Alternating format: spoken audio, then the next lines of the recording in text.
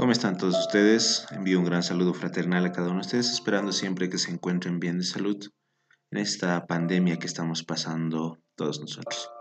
Cuídense por favor y envío nuevamente un gran saludo fraternal a cada uno de ustedes. Dicho todo esto, el día de hoy vamos a culminar con el tema número 9, que es la cápsula económica 4, tema número 9. ¿Cómo constituir una empresa mercantil en Bolivia? Entonces vamos a continuar de la siguiente manera. Vamos a hacer una breve recapitulación en cuanto a los requisitos de la minuta de constitución de empresa, en este caso de una sociedad de responsabilidad limitada. El artículo 127 del Código de Comercio, como ustedes pueden ver en cuadro, habla de los requisitos de los cuales debe ser compuesto una escritura de constitución de empresa, pero el borrador es la minuta. Entonces todos estamos realizando la minuta de una constitución de empresa SRL. Continuamos de la siguiente manera.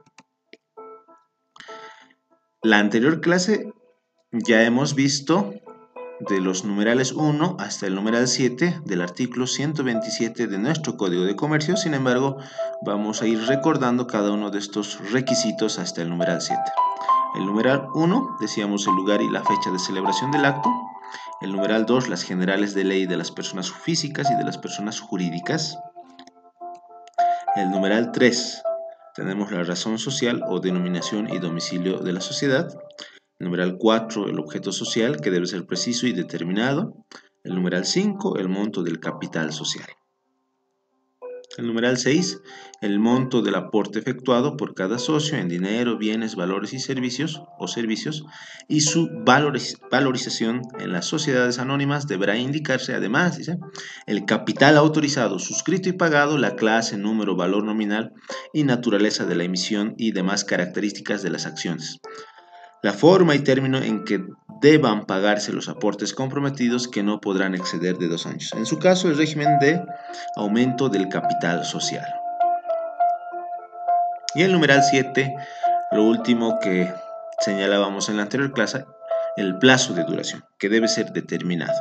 Entonces, en el campo privado, sobre todo en el campo de sociedades comerciales o empresas unipersonales, se debe tener o mencionar cuál es el tiempo por el cual va a funcionar nuestra empresa. Ustedes pueden colocar 5 años, 10 años, 15 años, ya es decisión de ustedes, ¿ya?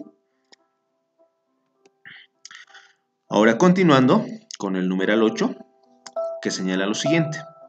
Forma de organización de la administración, el modo de designar directores, administradores o representantes legales, órganos de fiscalización interna y sus facultades, lo que depende del tipo de la sociedad, fijación del tiempo de duración de los cargos.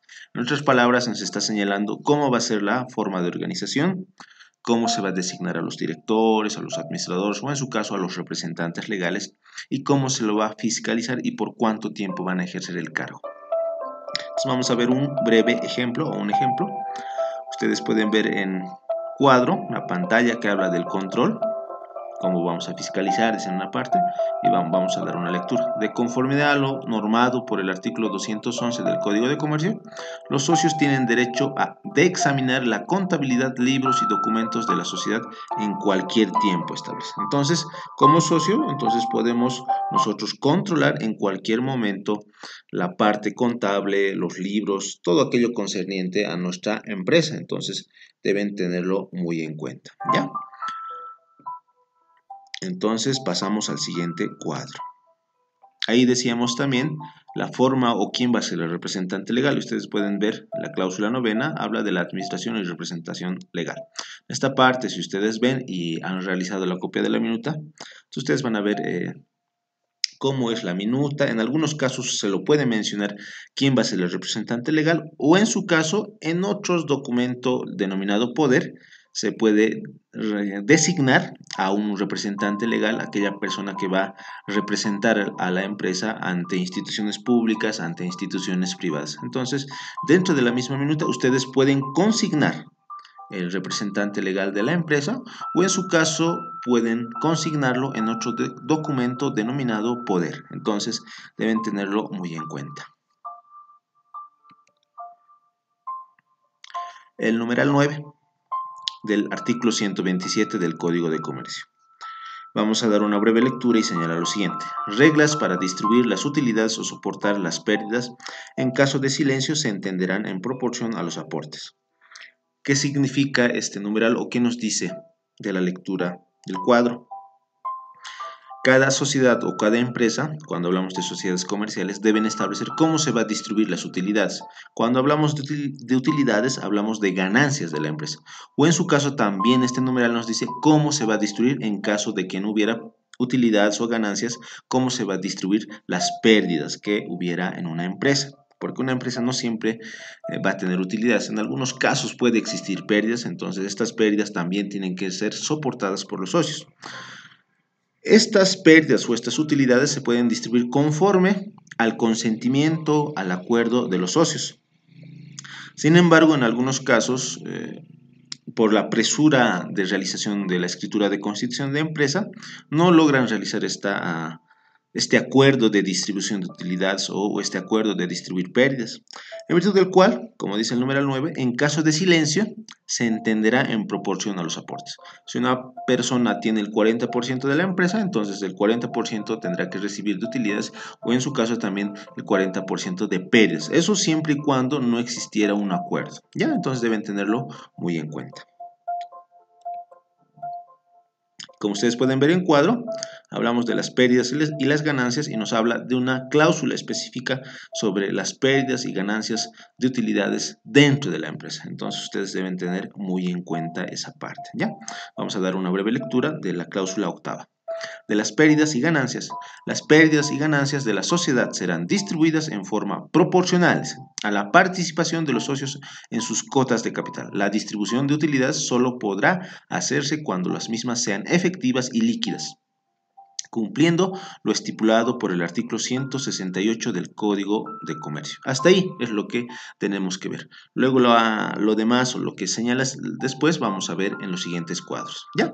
Entonces, en esta parte los socios han decidido, de acuerdo al aporte que nosotros hemos realizado, se va a distribuir las utilidades. O en algunos casos, otros socios dirán, de acuerdo a las ganancias, nos vamos a repartir todos de manera igual, más allá de la proporción de las cuotas o del porcentaje de participación dentro de la empresa. Entonces, deben tener muy en cuenta esa parte.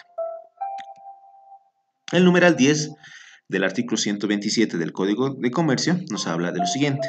Previsiones sobre la constitución de reserva. Estas reservas, como ustedes pueden ver en el cuadro, se refiere a una acumulación de dinero para poder atender contingencias. Tal vez un estado de prequiebra, tal vez un estado de, como puede ser la pandemia y no hay mucho dinero, entonces debemos hacer una reserva de dinero para contingencias. En otras palabras, para atender excepciones donde no exista mucho flujo de dinero, ¿ya? Entonces, la misma cláusula octava que veíamos anteriormente dice en esta parte, y previa deducción de la reserva legal del 5%, mínimo que determina el artículo 169 del Código de Comercio, ¿ya? Entonces deben tener muy en cuenta esa parte. Ahora, en cuanto a la reserva legal, debemos señalar que se debe expresar siempre en porcentaje, porque algunos yo veía que pueden señalar en dinero, sin embargo ya el código nos dice que debemos señalar en porcentaje porque nos da un mínimo incluso. Pero también nos da una característica muy principal. El artículo 169 del Código de Comercio que ustedes pueden ver acá, que se expresa acá, nos habla que tanto las sociedades anónimas como las SRLs, sociedades de responsabilidad limitada, el mínimo para una reserva legal es del 5%, entonces deben tenerlo muy en cuenta, ¿ya? Pasando al siguiente numeral, tenemos el artículo 127, numeral 11 del Código de Comercio y señala lo siguiente. Cláusulas necesarias relacionadas con los derechos y obligaciones de los socios o accionistas entre sí y con respecto a terceros. Entonces ustedes como socios también podrán fijar qué clases de derechos, qué clases de obligaciones pueden consignar en la minuta, sobre todo en las sociedades de responsabilidad limitada. Entonces ahí van a establecer qué clase de derecho tiene una persona o un socio, qué clase de obligaciones. Entonces, si ustedes olvidaran de colocar algún derecho importante o alguna obligación importante, pueden hacer una modificación de la escritura de constitución de empresa, es decir, van a modificar con otra minuta, van a llevar al notario y tienen que inscribirlo en Fundaempresa, ¿ya? Derecho de los socios. Por ejemplo, un derecho de los socios son los votos. Entonces se establece cada socio, dice, miren en la cláusula 13ª de los votos. Cada socio tiene derecho a tantos votos como cuotas tenga. Entonces, el socio tiene derecho a votar para poder tomar una decisión dentro de la empresa. También otro de los derechos es la cláusula 20ª, habla del control, es decir, que el mismo socio tiene la facultad de poder controlar todo lo referente a la contabilidad y libros y documentos referente a la sociedad comercial. Ya es un derecho también de los socios. También es un derecho ceder cuotas de capital en favor de terceros. Entonces pueden ceder su cuota o la parte que corresponde a una persona a terceras personas. Sin embargo, vamos a dar una breve lectura para poder entender esta cesión de cuotas de capital a favor de terceros. Cuando hablamos de terceros, hablamos de personas que no son socios. Aún no son socios, pero uno quiere transferir a terceras personas. Entonces vamos a dar una lectura a esta cláusula 12ª. Como lo establece el artículo 214 del Código de Comercio, la cesión de cuotas es libre entre socios, dice. En este contexto, toda vez que un socio pretenda transferir sus cuotas total o parcialmente, comunicará esta determinación a la gerencia general de la sociedad. Hasta aquí nos está mencionando que entre socios existe esa libertad de transferencia o cesión de cuotas. Pero esta transferencia debe ser comunicada a gerencia general o al representante legal de la empresa. ¿Ya? Posteriormente, ¿qué señala? Para que transmita al resto de los socios, quienes tendrán el término de 15 días de recibido el aviso para manifestarse si tienen o no interés en adquirirlas. De no existir interés, las mismas podrán ser ofertadas a personas ajenas a la sociedad. ¿Qué se entiende de esto? Nos dice, Perico de los Palotes quiere ceder una cuota aparte de la participación que tiene la empresa. Puede ser un 30%, un 40%. Y este 40%, el que tiene derecho preferente es el socio. Es decir, yo voy a liberarme de este porcentaje y no sé si uno de ustedes como socios quiere adquirir esa parte. Entonces, a eso se llama derecho preferente, porque ellos tienen el primer derecho de poder adquirir. Cuando van a comunicar, y ellos en el plazo correspondiente que hemos leído en el cuadro, van a señalar si quieren o no quieren adquirir la cuota parte que yo estoy ofreciendo. En caso de que ninguno de los socios no quiera adquirir la cuota parte que estoy cediendo, entonces ahí vamos a dar vía libre para que una tercera persona que no es parte de la sociedad pueda incluirse o pueda cederse a esa persona una cuota parte que mi persona está cediendo, que está ofreciendo, ¿ya? Entonces deben tener muy en cuenta esa parte.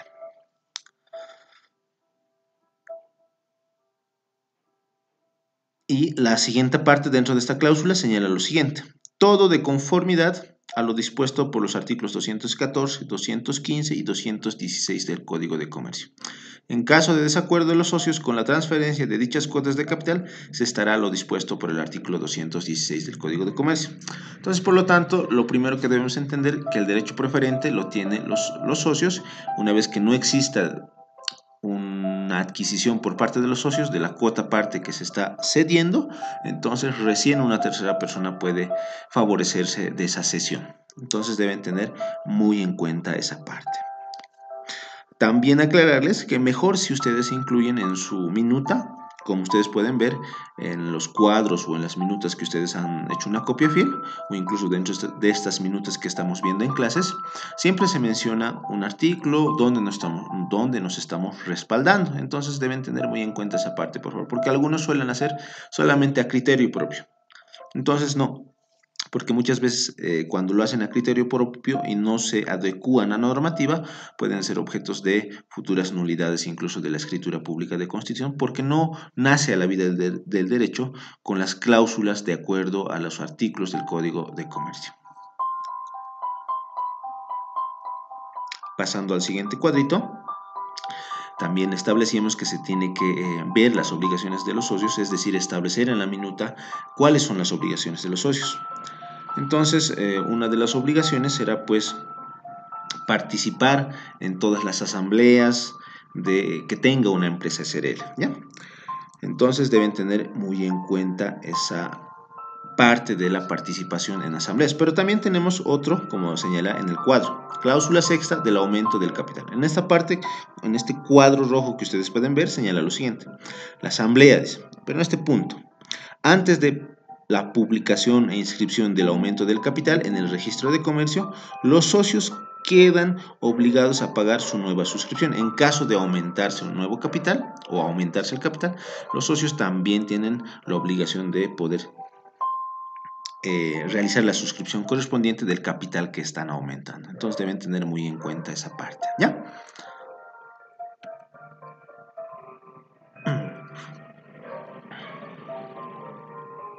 También podemos mencionar como una de las obligaciones cláusula séptima de la responsabilidad. Si bien es cierto que no señala un término de obligaciones, de los ejemplos que estamos dando, ya se sobreentiende que son obligaciones de los socios. Por ejemplo, las responsabilidades. Al hablar de responsabilidad ya estamos hablando de una obligación, pero vamos a dar lectura. La responsabilidad de los socios de la empresa, tantos, corresponderá hasta el monto de sus aportes, dice, como lo determina el artículo 195 del Código de Comercio. ¿A qué se refiere?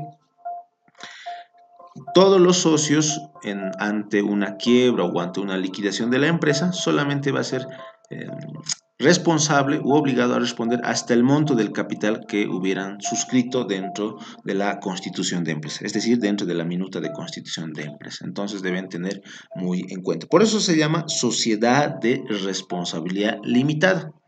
Solamente deben responder hasta el límite de sus aportes, hasta el límite de lo que se ha suscrito en un principio, del valor que se ha aportado. Y ya no se puede afectar más patrimonio de otras personas. Entonces, por favor, tienen que tener muy en cuenta esa parte. La cláusula número 12, que habla de las cláusulas de disolución de la sociedad y las bases para practicar la liquidación y forma de designar a los liquidadores. Esta disolución se refiere a una pre-liquidación, pero debemos realizar una diferencia. La disolución, vamos a mencionar cómo se va a disolver, en otras palabras, cómo se va a extinguir una empresa. ¿Cuál va a ser la causa principal para extinguir una empresa? En cambio, la liquidación es que ya tenemos la causa, pero ya debemos repartir los bienes, el patrimonio y si hubiera deudas, pagar las deudas correspondientes que tuviera la empresa. Pero para poder ejemplificar, vamos a ver los siguientes cuadritos. Disolución, como dice en el cuadro, es el prerequisito o causa o motivo para extinguir la sociedad. Como decía anteriormente, es una causa, es un motivo y lo vamos a ver en los siguientes cuadritos como ejemplo. Y liquidación, ¿qué es liquidación? Es el procedimiento o conjunto de actos tendientes a pagar los pasivos. ¿Sí? Se tienen que pagar las deudas, nos dicen en la fase de liquidación de la sociedad comercial, culminando con la distribución de los bienes y o derechos sobrantes entre los socios. En la liquidación nos establece que previamente debemos pagar todas las deudas que tuviera una empresa, ya sea una deuda tributaria, ya sea una deuda laboral, ¿ya? Entonces, o en su caso una deuda civil que tuviera la empresa con algún tipo de banco. Una vez saldada todas las deudas, recién se viene a repartir lo restante que sobró del patrimonio de la empresa. Pasando al siguiente cuadrito. Miren, la cláusula 19ª habla: la sociedad podrá disolverse por las siguientes causas. Numeral 1, por acuerdo de socios cuyos votos representen 2/3 partes, 2/3 del capital social. Numeral 2, por vencimiento del término estipulado. Si su empresa dijera en su minuta que van a funcionar 30 años y llegan a la culminación de los 30 años, entonces se va a dar una cláusula de disolución. O en su caso, si ustedes no quisieran disolver dicha empresa, entonces tendrán que modificar esta constitución modificar la constitución de empresa realizando otra minuta y volviéndose a presentar ante Fundempresa para que tenga conocimiento de esta prórroga al vencimiento de un plazo, ¿ya? El numeral 3, por la pérdida del más del 50% del capital social. Si se ha perdido más del 50% del aporte de los socios, entonces también es una causal para disolución, porque ahí no tenemos ya incluso muchos recursos. Entonces, con el otro 50% no se hace mucho. Entonces, se ha considerado también como una causal de disolución. También tenemos otra causal de disolución, la quiebra declarada. O en su caso también por fusión con otras sociedades. Es decir, nosotros somos una empresa de pollos y hay otra empresa de pollos y vamos a hablar y señalamos que nos vamos a fusionar y vamos a armar otra empresa.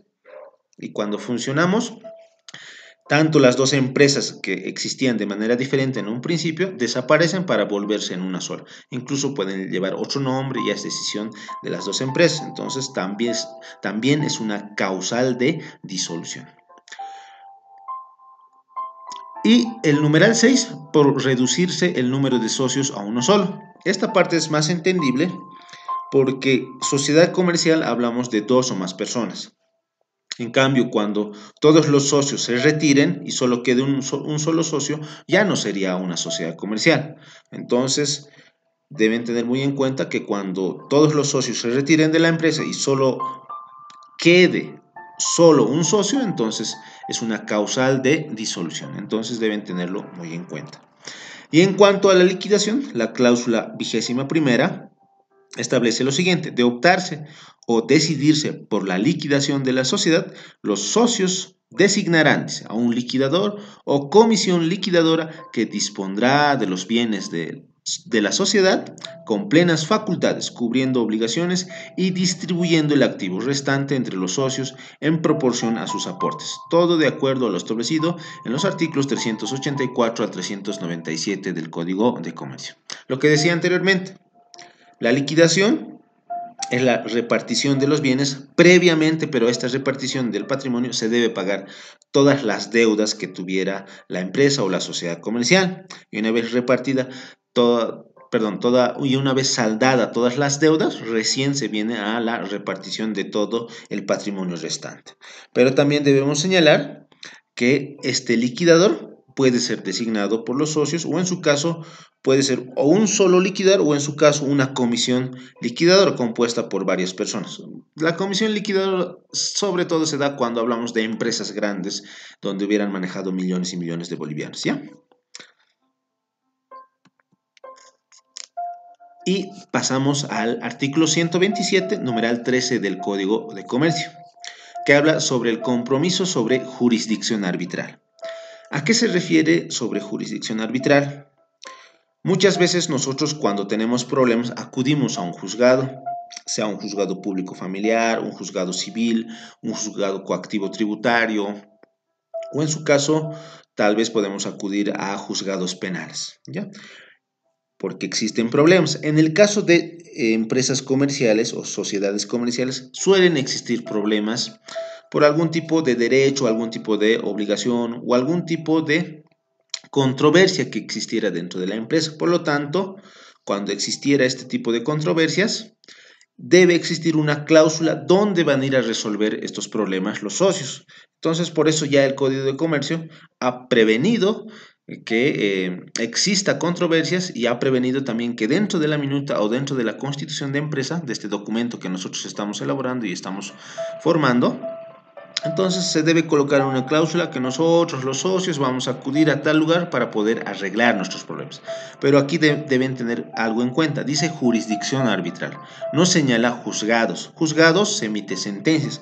En cambio en los de la jurisdicción arbitral se emite un laudo arbitral. ¿Qué es el laudo arbitral? Se equipara a lo que es la sentencia, solamente que en el juzgado arbitral ya es otro tipo de institución donde van a resolver netamente problemas, donde acuerden los socios gracias a esta cláusula de resolver problemas. Entonces deben tener muy en cuenta.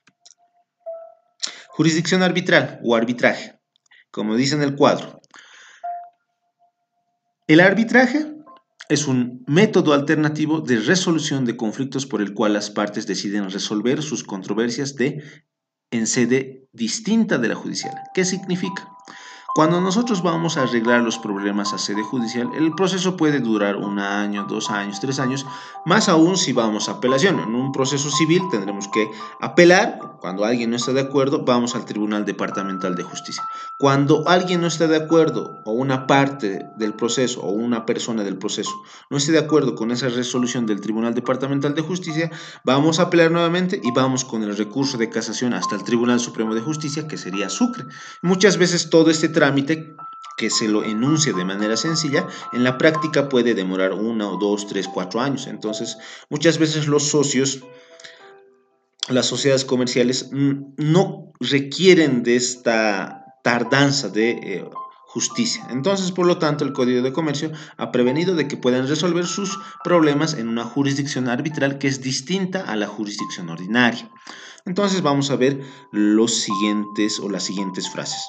Dice, en un juzgado, la resolución que concluye el proceso se denomina sentencia. Lo que decía anteriormente, en un juzgado normal, llámese juzgado de familia, juzgado civil, juzgado penal, siempre va a concluir con una sentencia, que es la palabra definitiva de un juez. En cambio, en la jurisdicción arbitral, la resolución que va a venir a concluir esa controversia o que va a solucionar el problema que tienen los socios es un documento denominado laudo arbitral.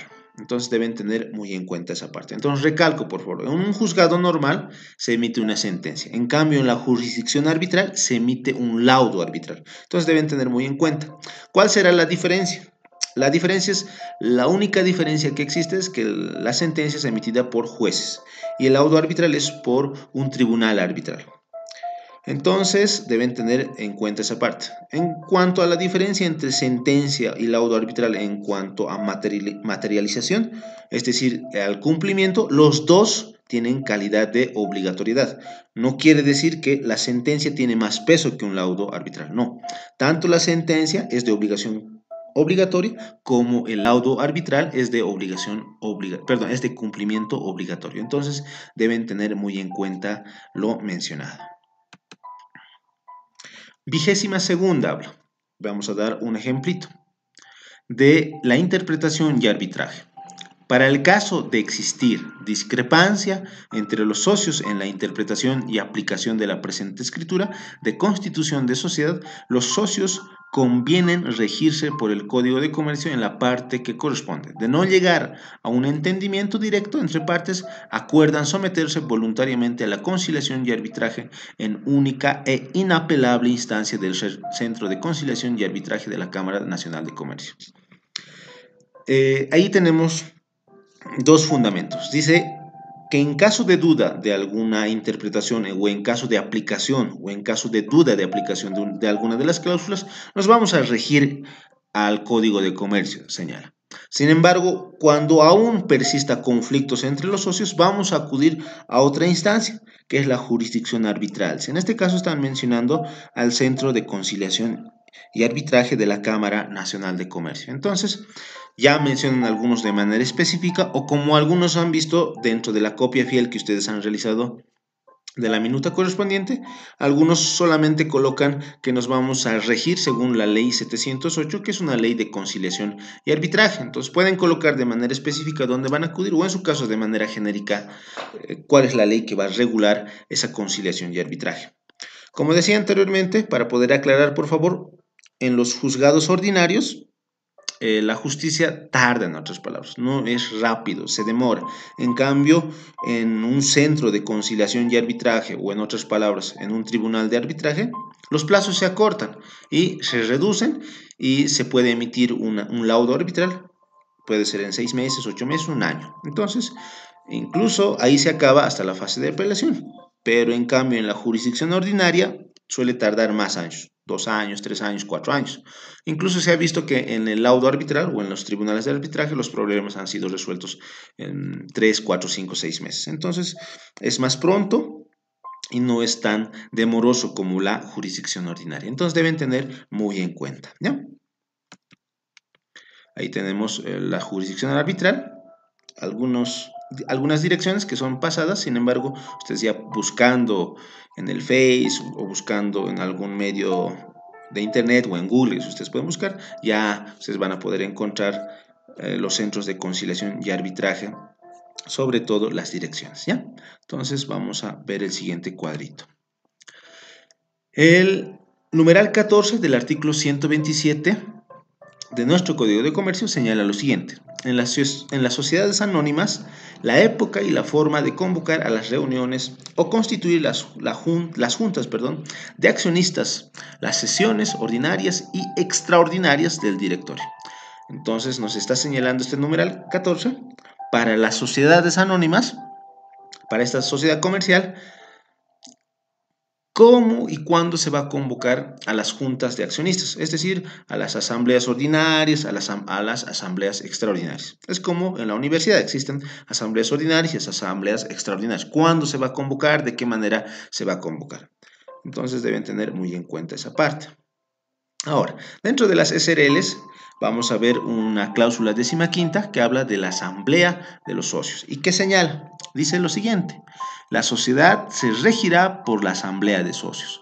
Las mismas pueden ser ordinarias u extraordinarias. Entonces ya nos da a entender también que las SRLs pueden contar con este tipo de asambleas ordinarias u extraordinarias. La asamblea de socios, señala, es considerada la máxima instancia de decisión y tendrán las siguientes facultades. Es como en nuestra universidad, cuando llevamos una asamblea magna docente estudiantil, se constituye en la máxima instancia. En el caso de las empresas, también las asambleas se constituyen en la máxima instancia de decisión. Entonces, en estas asambleas señalan que se puede realizar lo siguiente: pueden discutir, aprobar, modificar, rechazar el balance correspondiente de la gestión vencida, pueden aprobar y distribuir utilidades. El numeral 3 habla, pueden nombrar, ratificar o remover a los gerentes. El numeral 4 señala, pueden constituir directorios, comisiones o comités de administración y nombrar a sus integrantes. También pueden aprobar, modificar o anular los reglamentos que tuviera la empresa. Pueden autorizar todo aumento o reducción de capital social, así como la cesión de las cuotas de capital y la admisión de los nuevos socios. La reducción del capital será obligatoria en los casos previstos por el artículo 354 del Código de Comercio, que también lo pueden realizar. Pueden modificar la escritura de constitución de sociedad, puede ser el domicilio, puede ser el nombre, algún tipo de modificación dentro de la empresa. Pueden decidir sobre la disolución de la sociedad o retiro de los socios, y toda resolución que corresponda al buen éxito de la administración de la sociedad. Entonces, dentro de las asambleas se pueden llevar a cabo cada uno de estos puntos mencionados. Si ustedes quisieran incluir algún punto más, lo pueden hacer, siendo que la asamblea es la máxima instancia de decisión. Ahí veíamos que tenemos dos clases de asambleas, una asamblea ordinaria y una asamblea extraordinaria.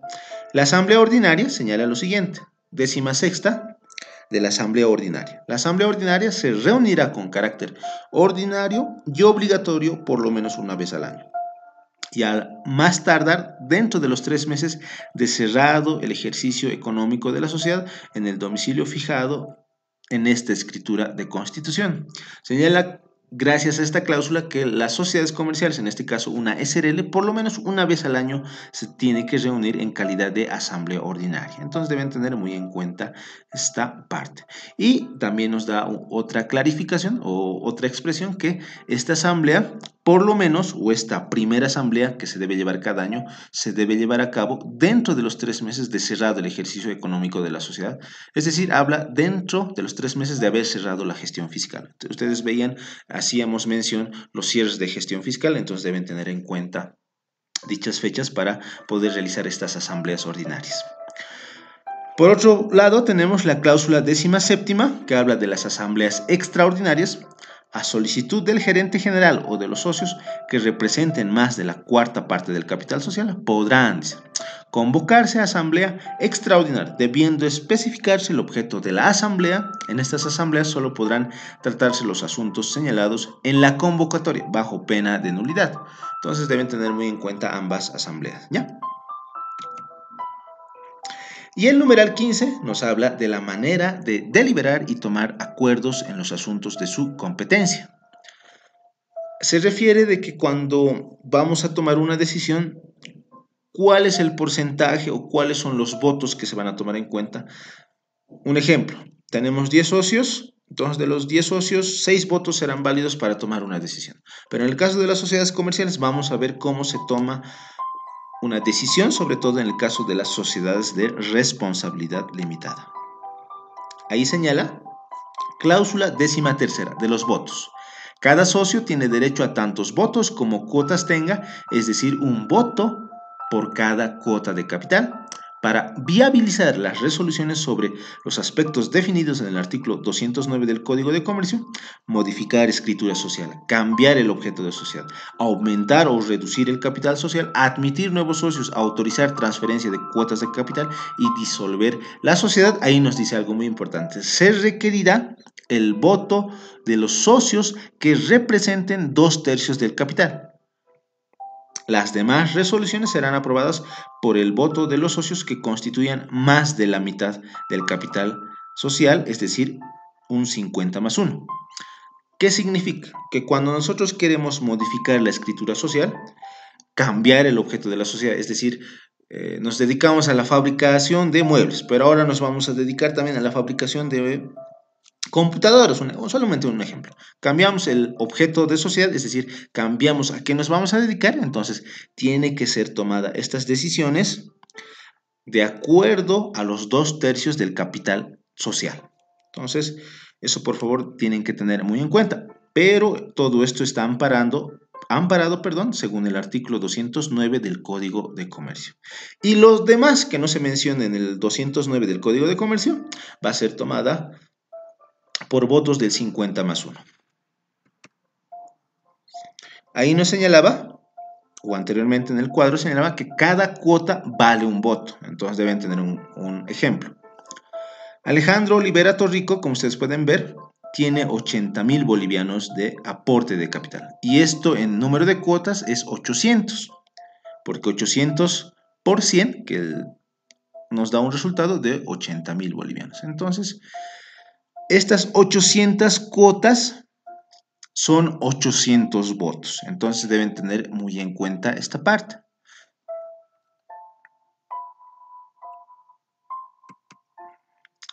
¿Cómo deliberar o tomar acuerdos? Lo que decíamos anteriormente.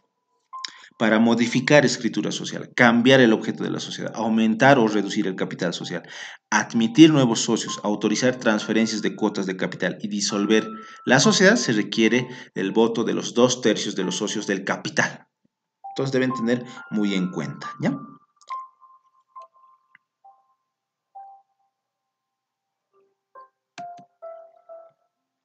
Y para las demás resoluciones que no estén contempladas en las ya mencionadas, se necesita de un 51% de los votos del capital, ¿ya?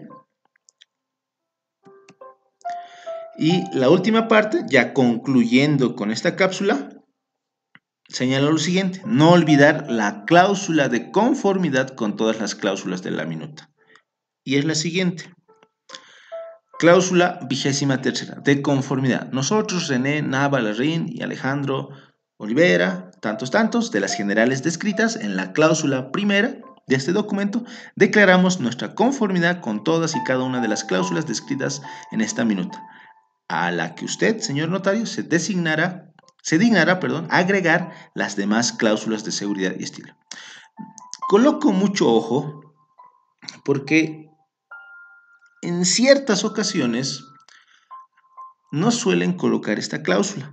Esta cláusula es importante porque señala en esta cláusula que los socios están de acuerdo con todas las cláusulas que se mencionan.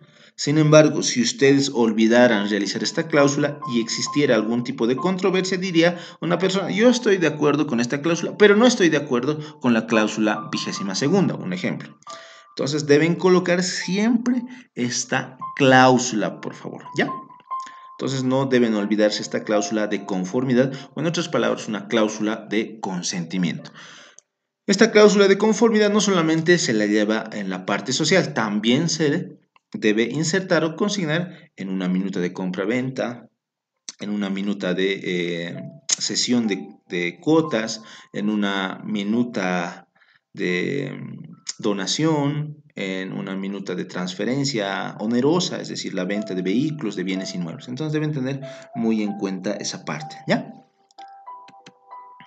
Y por último, una vez que ya hemos terminado de concluir de elaborar la minuta, van a firmar los socios, va a firmar el abogado y con su documento ustedes tendrán que ir al notario de fe pública y el notario de fe pública les va a entregar un testimonio de escritura pública sobre constitución de una sociedad de responsabilidad limitada, y como ustedes pueden ver en el cuadro, esta es la carátula del testimonio de la escritura pública. Entonces, es cuanto podemos señalar. Espero que haya sido de su agrado y entendimiento. Hemos concluido con la presentación y ya por WhatsApp se va a dar la tarea correspondiente. Será hasta el próximo miércoles que nos vemos en una clase presencial. Nos vemos y cuídense, por favor.